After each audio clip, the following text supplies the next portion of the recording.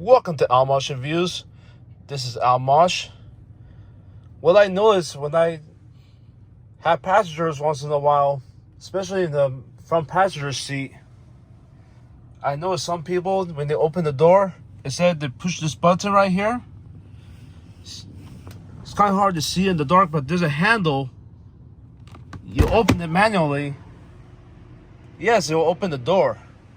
But then you get this message: manual door release used may cause damage to window trim.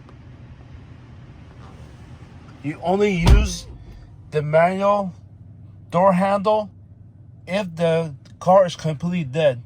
The proper way to open the door, see this button right here? Every door this car has. You just press it and the door opens. This is Almosh. Thank you for watching. Please subscribe, hit the bell notification so every video I upload, you get notified. Thank you for watching.